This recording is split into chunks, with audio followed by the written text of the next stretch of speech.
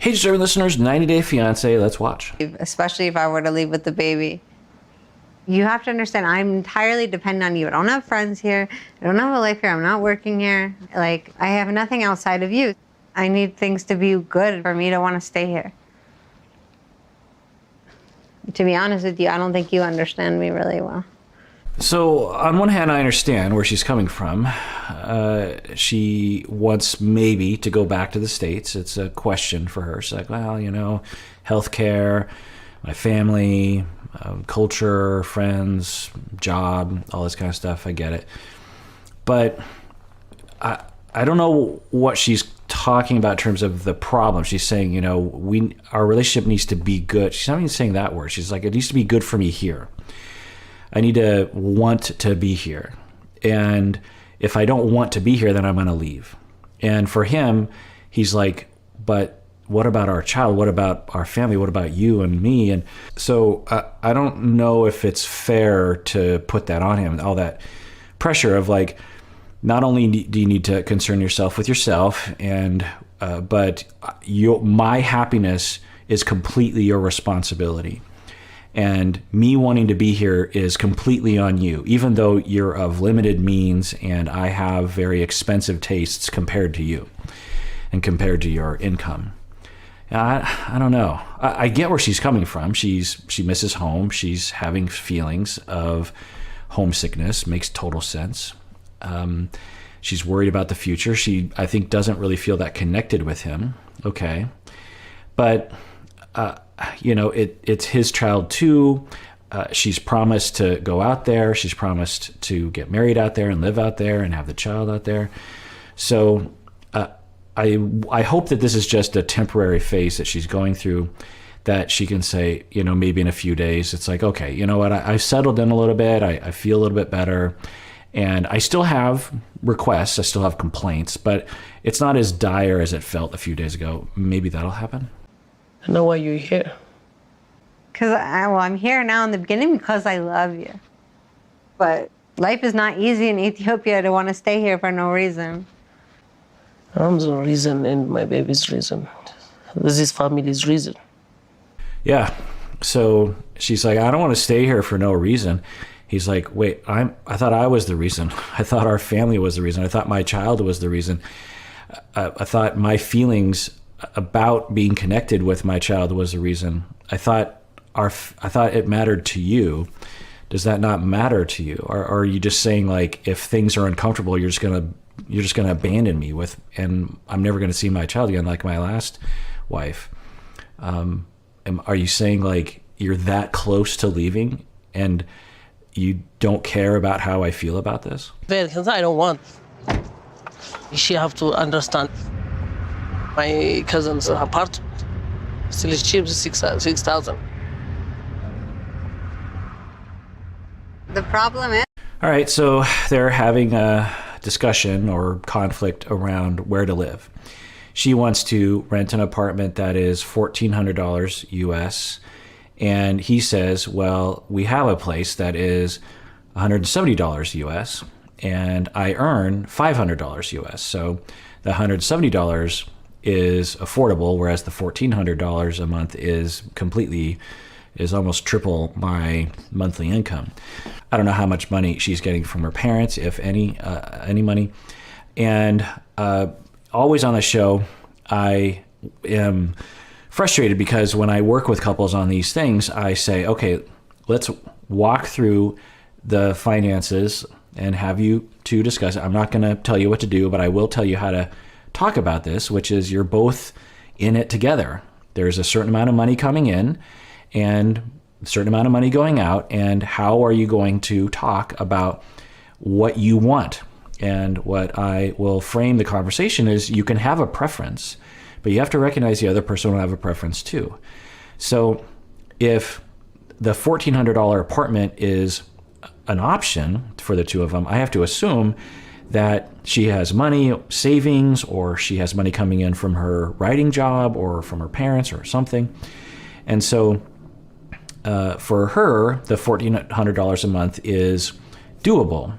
For him, he would prefer not to. So it's all a matter of talking about preferences. I would prefer to spend $1,400 a month on the apartment because of what we're going to get out of it, because I can't stand living in the sort of places that you're okay living with. It's okay that you want to live there, but I don't. That's my preference. And he said, well, my preference would be to save all that money and actually live in this other place and make it work. You have preferences. You don't have to put other people down. You don't have to say you're stupid for thinking that. People have preferences, and you can understand each other. And then from there, you, at the very least, it's not going to escalate to a fight. You might not resolve it because your preferences might not align and both people don't want to compromise, but at the very least, you're not going to alienate the other person. Nothing works there. There's nothing in the apartment. We need it fixed yesterday. Not in a week and not in a month. We need it fixed. Maybe you're right. No, if you think I'm wrong, say you are wrong. Yes, you are wrong. Okay, good. So that's what I thought. She's like, the apartment you want to move into for $170 a month is not ready, and it needs a lot of work, and I'm gonna give birth soon, and all that needs to be resolved right away. And it's not gonna be resolved right away because it takes a long time to paint and appliances and electrical and all that stuff. And she's saying, so it's not an option. And then he says, yeah. He kind of rolls his eyes. Yeah, you're right. And then she says, no, if you think I'm wrong, then say I'm wrong. So good on Ariela for saying that. It's like, look, don't roll your eyes at me. Don't be sarcastic with me, or don't placate me. Tell me how you feel. Maybe this is part of what she was talking about earlier in terms of she feels lonely because he's not authentic with her. He's not real with her because of his anxiety. And so he says, okay, yeah, you're wrong. Okay, good. At the very least, don't roll your eyes. Don't placate. Don't be sarcastic. At the very least, be honest with each other. So that's a good start, but I think things might be escalating. We'll finish the other one. No, we can't. It takes time. Things takes time. No, it's not. Okay, so they're disagreeing. I can't tell who's right or wrong, but I tend to agree with Ariela about this. It takes a long time to renovate, especially when you're trying to do it on a budget, which I think they would be trying to do. But what do I know? Maybe he knows a bunch of people that can sweep in there and take care of it all. Anyway, and I think she has reasons to believe that he isn't super realistic about understanding how these things work. I don't know. And maybe we're starting to see some of that dynamic that we were wondering about, or I was wondering about, because he was the youngest in his family and everyone took care of him, called him baby. And maybe this is part of his irresponsibility or naivete coming out. I don't know. He seems like a fairly put together guy. So he has 4 different jobs and seems to be, working hard. Anyway, so she's saying it's gonna take a long time to fix up that apartment. It's definitely going to do that. And he says, no, it's not. Okay. So if you're Ariela, you say, all right, I feel like it's going to take a long time. I don't know if it's going to take a long time, but it seems this is differentiation. Like, I feel as though I'm positive, but I have to evaluate that because how do I know? I can't know. I can't predict the future.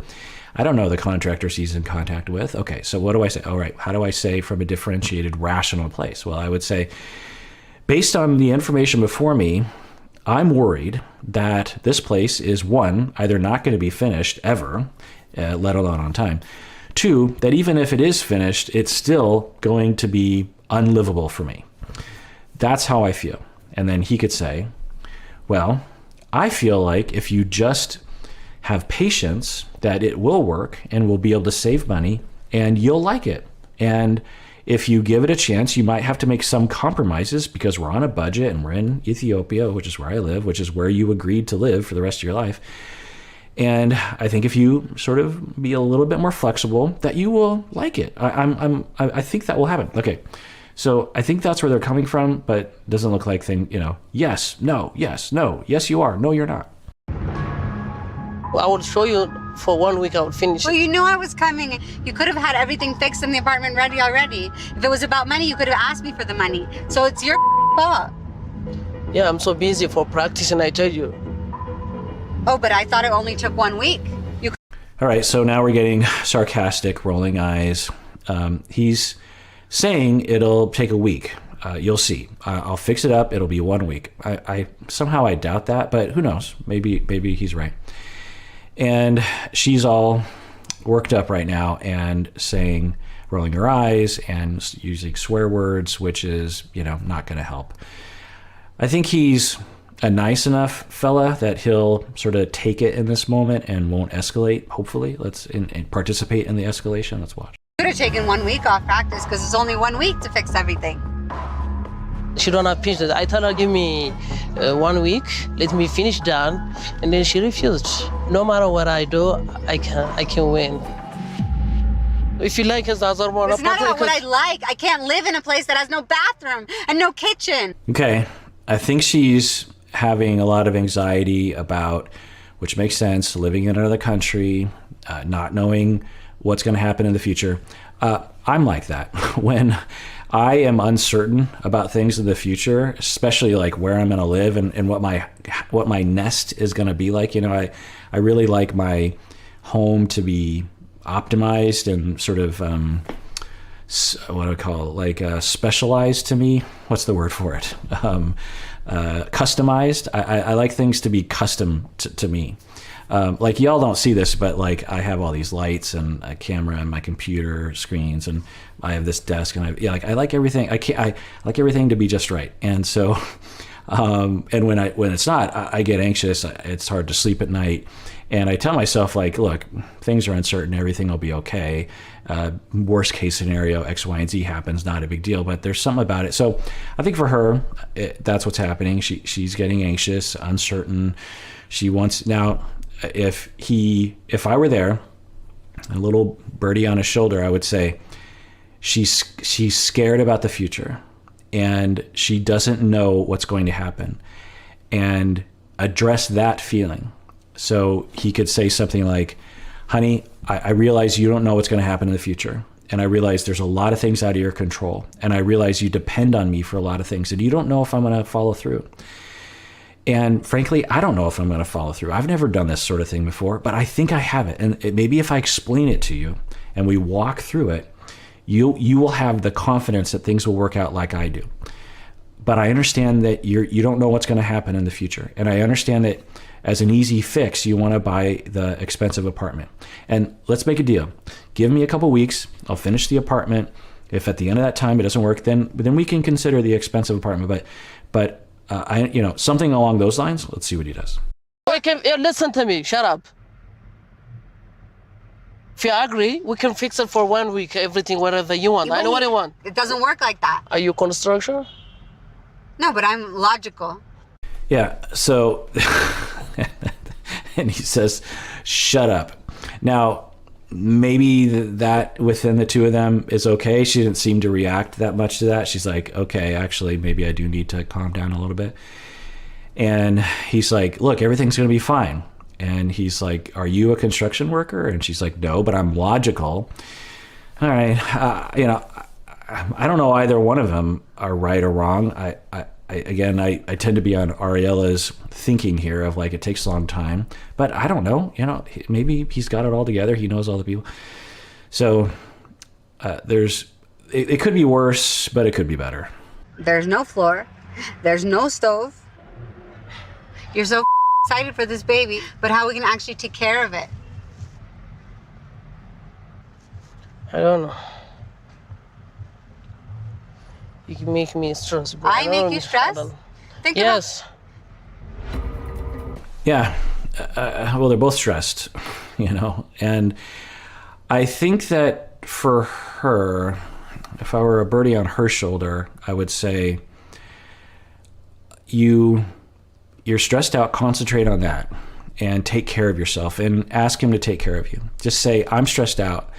I don't know what's going to happen in the future. And I'm not used to handing over my life to someone else the way that I have to do with you. And, maybe focus on that. Let's see what she says here. Think about how I feel. I came here from the US and I don't have any place to live. I don't know what we're gonna do. I'm nervous about the baby. I'm here alone. My mom left. I'm the one who's stressed out, not you. So that's not fair. You can certainly be stressed out, Ari, for the reasons that we've talked about up until this point. All those reasons make sense. But then to say you don't have any stress, like he has a lot. He's listening to you. He has a lot of stress. Plus, he's terrified because you've threatened it that you're going to leave and take his child away. So he has a lot of stress, and he doesn't earn that much money.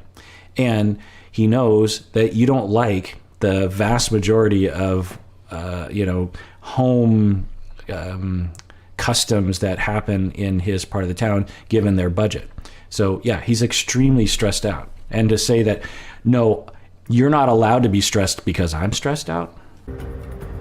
No, I can't do anything. I'm done. You didn't make any effort, so you can't be done. Just 1 week. Are you patient for 1 week? No. Here. I'm not staying here. I told you that. Oh my. Okay, I think what Ari is saying is, even if you do set up that place, I don't like it. I don't want to stay there. I don't know if she's being clear about it. It seems like we've reached that point where he's like, can't you just wait a week? I don't understand. And I like that he can be relaxed. He's not flipping out. He's regulating. He's staying constructive for the most part. And he's saying, look, could you just wait a week? You just, then you'll see. Make an evaluation at that point. And then she says, no, I can't wait a week. I'm not going to wait a week. Okay, what that tells me is I don't want to live there. That's what I'm hearing. But maybe it's just because she's terrified of the uncertainty of the future.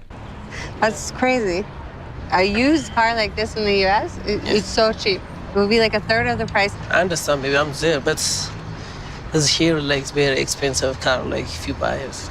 So is there another car? Is there another less expensive car, older Because model? So, follow. All right, well, that does it for that episode. If you want to join the conversation in the comments below or on Discord or on Facebook or Instagram or Reddit, you can use the links below and join those communities. And everyone out there, please take care of yourself because you deserve it. You really, really do.